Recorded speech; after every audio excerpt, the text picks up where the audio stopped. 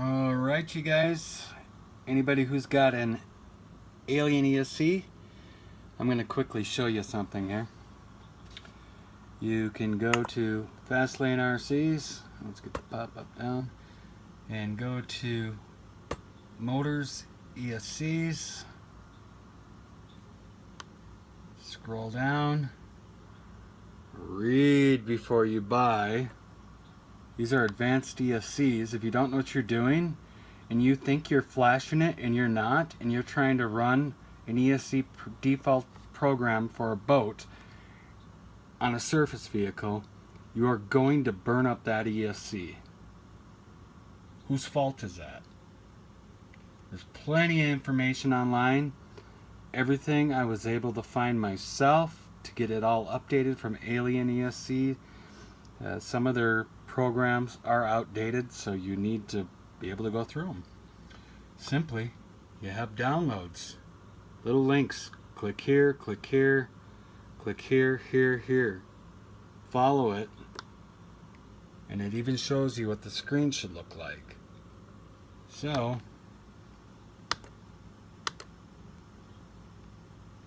close it out. You have this link here. Don't use this program. It won't work. Link not established. This is old. Been changed and updated. Then you have APS 30. This one will work, but it's not going to be ideal. It's old.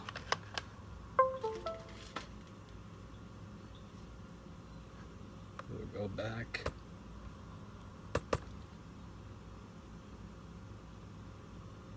Three to 16 SESC. It's got configure. There's no motor rotation. There's quite a few settings that are actually missing out of this. You can use this program for some basic features. It will write it. I don't recommend using it.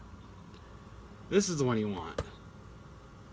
They come in WinRAR files, zip files. You have to open them up. That means you might have to buy some software. Alright, so you can also do firmware updates. We've got please connect ESC, so disconnect, reconnect. Close that out here. There we go. 3 to 16S ESC, and it's got my settings saved in there already from earlier. So obviously you want lithium ion polymer. I use an auto cell count.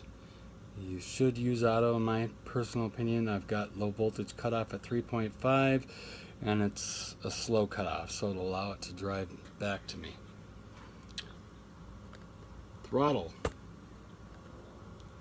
Look at that. You have extra soft, soft, medium, hard, extra hard. You can choose how aggressive you want it to take off. You also have logarithmical, linear, and exponential. And I would suggest Googling these. You're going to have different throttle curves, essentially. Personally, I would use linear. That's what we're all used to. If you want to go with something different, feel free. Motor. Set your timing 10 degrees. This is a recommendation from Bruno over at Alien. Going with it as long as I don't have heat issues, which I haven't, so I'm using it. Put your timing monitor off, motor check off, your rotation clockwise or anti-clockwise. It's all out there. If you want to know motor output pulse width modulation, want to know the differences, Google them. I'll leave mine at 8. Brakes.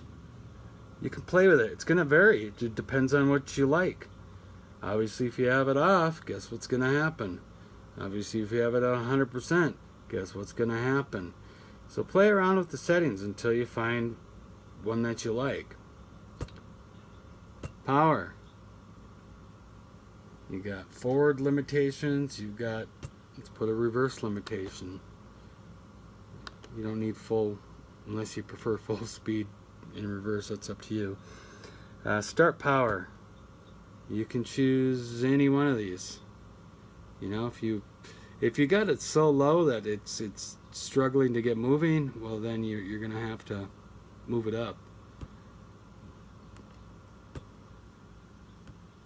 Helicopter don't apply, and we want to write values. The configuration was written into the ESC. The ESC was programmed okay. Please disconnect the ESC. Well, let me show you something. There is nothing connected to the ESC. There's no motor. There's no battery. You connect that, you're gonna fry your ESC. Read the instructions. They're all online. Do not connect power supply. If you want to run one of these boxes here, there's a whole sequence to that I'd have to make a video on and show you.